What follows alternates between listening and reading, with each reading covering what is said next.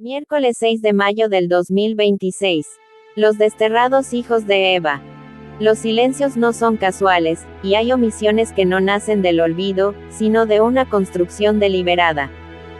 En Argentina contemporánea, la memoria colectiva ha sido cuidadosamente modelada, exaltando ciertos episodios mientras relega otros a una penumbra incómoda, casi prohibida. De ese escenario, emerge una pregunta que me es inevitable hacerme. ¿Por qué la Guerra de Malvinas ocupa un lugar central en el relato nacional, mientras se diluye, se minimiza o directamente se oculta la sangre derramada durante décadas en la lucha contra la subversión? ¿Les incomoda la pregunta? A mí no, y creo que de una vez por todas hay que hablar a calzón quitado. No se trata de establecer una competencia entre tragedias, ni de desmerecer el sacrificio de quienes combatieron en el Atlántico Sur. Malvinas constituye una causa legítima, profundamente arraigada en la identidad nacional, pero precisamente por esa legitimidad, resulta aún más incomprensible la asimetría con la que se ha tratado otro conflicto que, en términos temporales, humanos y estratégicos, fue significativamente más extenso y desgastante.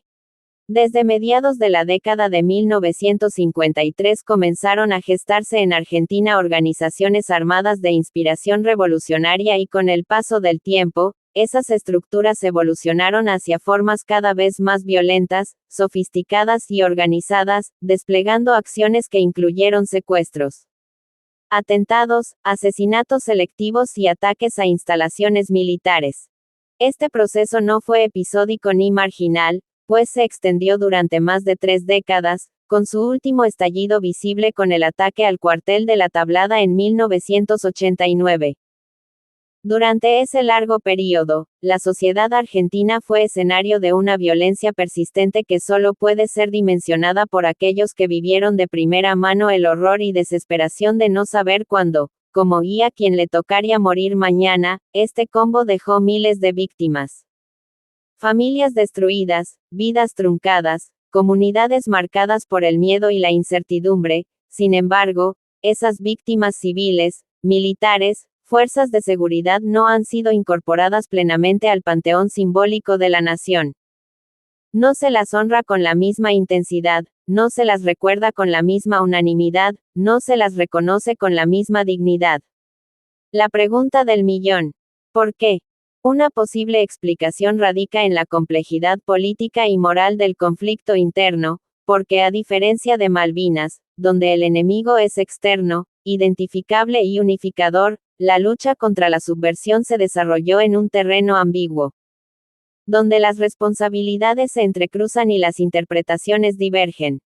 La posterior transición democrática consolidó un relato centrado en las supuestas violaciones a los derechos humanos cometidas por el Estado, estableciendo un marco que, si bien necesario para la reconstrucción institucional, terminó eclipsando otras dimensiones del conflicto. Así, se consolidó una narrativa incompleta, obteniendo como producto elaborado, una memoria selectiva e inducida. El resultado es que quienes combatieron a las organizaciones armadas, más allá de los debates sobre los métodos empleados, generalmente propuestos por la misma política que llamó a los hombres de armas a pelear por la patria derramando su sangre, o a imberbes que ni siquiera habían nacido, han sido, en gran medida, marginados del reconocimiento público.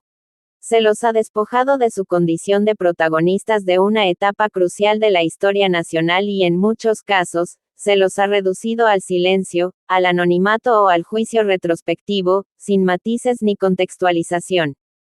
Esta omisión no solo afecta a los protagonistas directos, sino también a las nuevas generaciones, que reciben una visión fragmentada del pasado.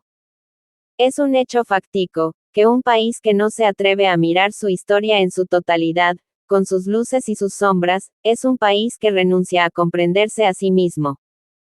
La deuda no es únicamente política o judicial, es, ante todo, moral. Reconocer implica asumir la complejidad, restituir dignidades y ampliar el campo de la verdadera y completa memoria. Malvinas debe seguir siendo una causa nacional, pero la otra guerra, la larga, silenciosa, incómoda también exige ser comprendida en su real dimensión. En esta historia reciente de nuestra vapuleada patria, laten los nombres de quienes para bien y gracias al Altísimo, formaron parte de una lucha cruenta, desgarradora, cruda y fría como la nieve manchada de sangre que definió el rumbo del país. Evitando que un sucio trapo rojo flameara impertinente como bandera, y 1 millón o más de muertos, según propias palabras de los comandantes terroristas subversivos. Entiéndase muy bien, ningún pueblo puede construir un futuro sólido sobre una memoria incompleta ni la negación de una realidad, que como los cadáveres en el mar, o en los ríos, finalmente emergen a la superficie. Héctor Guillermo Sotovía. DNI 16.940.454. Indicativo bloqueado para todas las redes sociales.